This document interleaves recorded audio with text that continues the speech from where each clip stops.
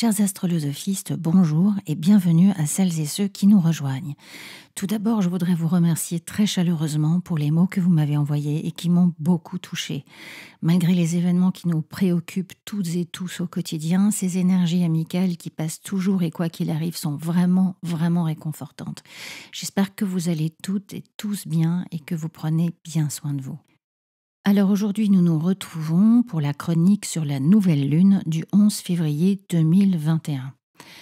Alors d'abord, je ne suis pas numérologue, mais lorsqu'il y a des événements itératifs et surtout significatifs autour d'un même chiffre ou d'un même nombre, je pense que cela vaut la peine de s'y intéresser parce que depuis le 2020, et jusqu'en 2022, on a pas mal de dates qui s'alignent sur un code décimal. S'il y a quelqu'un dans les astrolosophistes qui écoute et qui a une idée de ce que ça représente, ça serait super sympa de la partager. Je compte d'ailleurs très bientôt ouvrir une section avec des interviews, des émissions en direct où vous pourrez intervenir ou réécouter en podcast. Enfin, de toute façon, je vous tiendrai au courant de l'évolution de ce projet. Alors, nous revoilà avec une nouvelle lune sur le 23e degré du Verseau, où il y a beaucoup d'accompagnants, puisqu'on y trouve Mercure rétrograde à 16 degrés 16, Vénus à 12 degrés 47, en conjonction quasi exacte avec Jupiter à 12 degrés 36, et Saturne à 6 degrés 32. On a donc nos deux luminaires et 4 planètes dans le signe du Verseau. Cette nouvelle lune est principalement encarrée à Mars à 18 degrés 25 du Taureau et Uranus à 7 degrés 4 dans le signe du Taureau. Uranus qui est le maître de cette nouvelle lune. Une atmosphère assez explosive donc, très tendue, très intense, avec beaucoup d'impatience. Bon, on va se débarrasser tout de suite de ce que cela implique comme risque d'accident en voiture, en moto, en vélo, en avion, en tracteur, etc. Et tout ce qui est machine potentiellement dangereuse. Dès que vous devez en manipuler une ou que vous deviez vous déplacer, restez concentré, partez en avance. Si la voiture ne veut pas démarrer ou qu'elle tombe en panne, ne vous mettez pas en colère, mettez-vous en sécurité. L'essentiel, c'est que vous ne soyez pas blessé, le reste n'a aucune importance, ça va passer.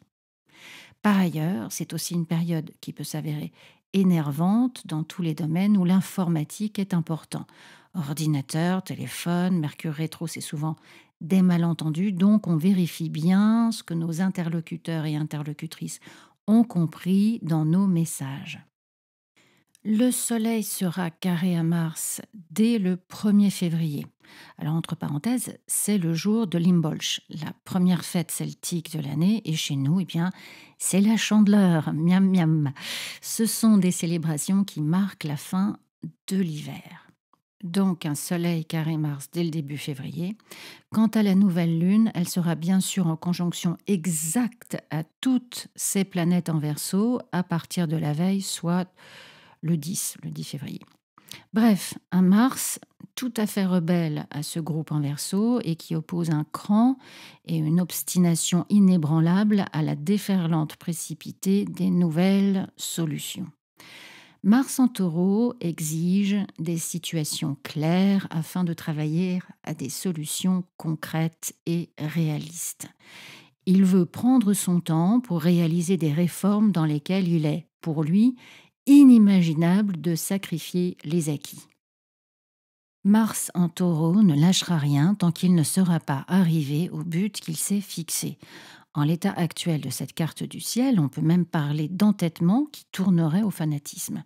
Mars en Taureau est capable de réagir violemment et brutalement s'il est empêché dans son développement, s'il est contredit, si les autres lui résistent, et s'il est vaincu malgré tout, il peut se montrer particulièrement rancunier. En l'occurrence, Mars ici est tout seul et même s'il est redoutable, il ne l'est sans doute pas assez pour affronter plusieurs autres colosses en même temps. Ce carré nous parle surtout de manque de coopération, de refus d'admettre qu'il y a une parcelle de bon sens dans le champ collectif. C'est aussi la démonstration du refus de tout autoritarisme. Mars en Taureau exprime la colère, l'exaspération face à la fluctuation des informations. Aujourd'hui, Cette position exige un plan de bataille précis, pragmatique, applicable. À la mi-janvier, Mars a fait un bout de chemin avec Uranus, maître de toute cette agitation en Verseau, et donc s'est fait un peu contaminer par l'esprit de modernité qui souffle. Mais enfin, le revoilà, qui n'en fait qu'à sa tête et se fiche des besoins, des sentiments des uns et des autres. Il ne bougera plus d'1 centimètre, et ce, jusqu'à ce que Mars entre en Gémeaux au début du mois de mars. Je crois que c'est le 5. À ce moment-là, il nous sera plus facile d'identifier notre ego avec le point de vue général ambiant. Mais en attendant, quoi faire de ces carrés qu'il fait aux nouvelles initiatives consubstantielles à toutes les nouvelles lunes? En tout cas, ne pas se ruer sur la première proposition que l'on nous fait, ne rien décider d'important tout de suite.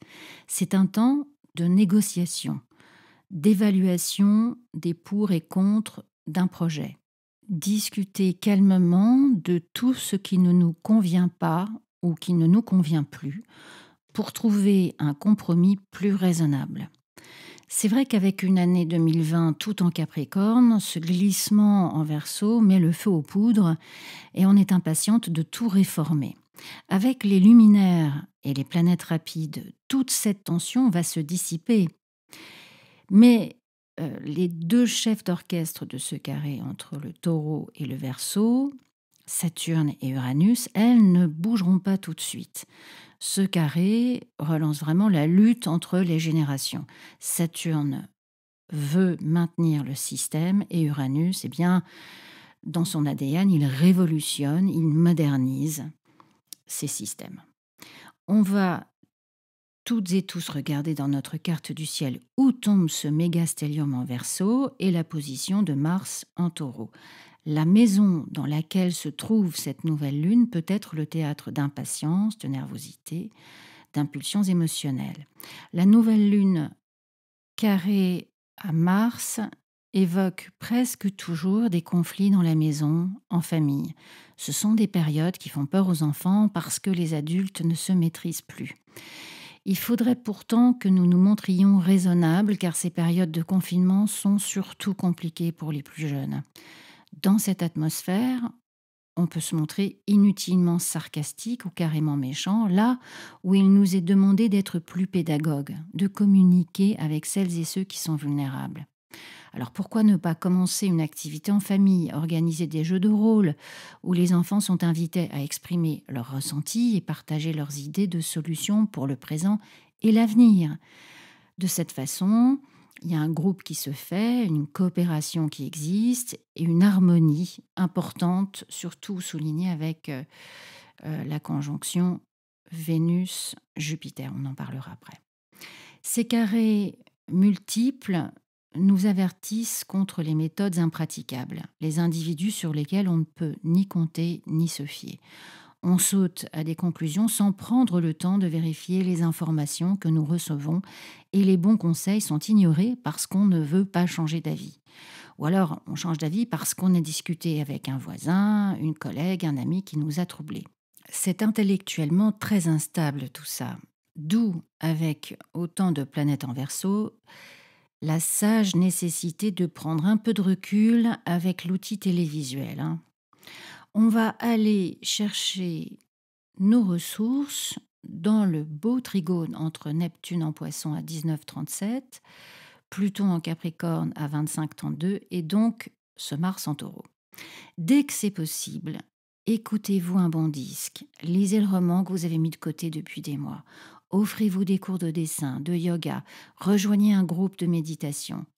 Ouvrez-vous et accueillez vos facultés imaginatives, votre créativité artistique. Soyez attentive et respectez votre expression personnelle. Si vous travaillez à un nouveau projet, justement, bien, c'est dans la tranquillité de ce confinement que vous pouvez développer vos meilleures idées. On peut utiliser l'intensité de cette énergie au service d'une discipline qui nous fera évoluer.